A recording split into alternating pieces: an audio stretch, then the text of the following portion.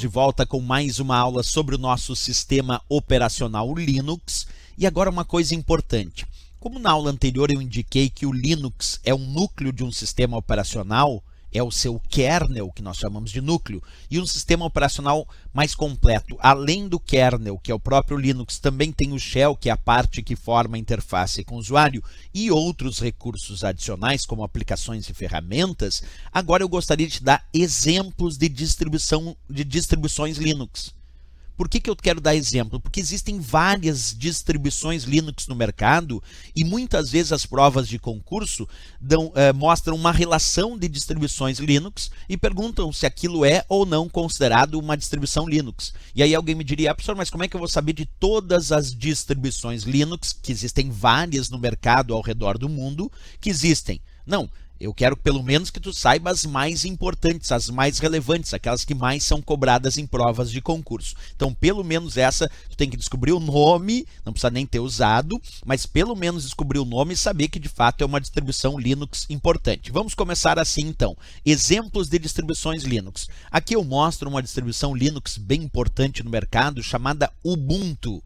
Essa distribuição Linux se tornou muito popular e hoje em dia é muito utilizada como uma das distribuições Linux mais importantes.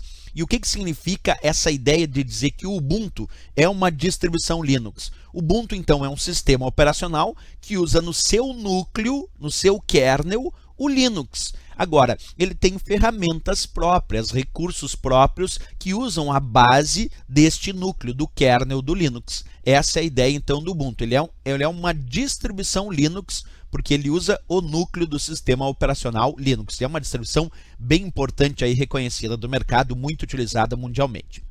Um outro exemplo de distribuição Linux que acabou saindo de produção, vamos dizer assim, é o exemplo da distribuição Kurumin, uma distribuição brasileira do Linux, que também é uma distribuição porque usa o kernel, usa o núcleo do sistema operacional Linux, mas que agora já não tem mais novas distribuições Kurumin, novas versões, porque encerrou o projeto Kurumin. Mas é uma distribuição Linux importante que a gente precisa lembrar pela mesma razão, porque tem o núcleo do sistema operacional Linux, embora tenha outras ferramentas construtivas com base nisso.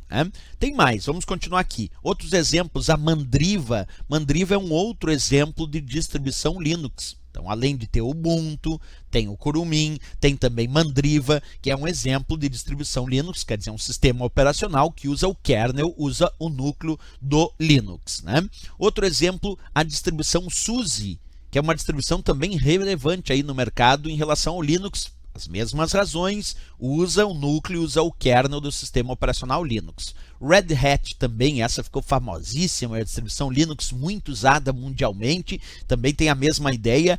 Red Hat é um sistema operacional que usa o núcleo do sistema operacional Linux para realizar suas operações. Kinopix é um outro exemplo. Percebe que à medida que eu vou dando vários exemplos de distribuições Linux, a ideia é sempre essa, são distribuições Linux porque usam o kernel, o núcleo do sistema operacional Linux. Gentoo Linux também é um exemplo de distribuição Linux. Temos também Debian como sendo um bom exemplo de distribuição Linux. E também aqui, por último, Fedora. Fedora como também um exemplo de sistema operacional que usa o núcleo do Linux para realizar as suas operações. Bem, é isso que eu queria mostrar para vocês.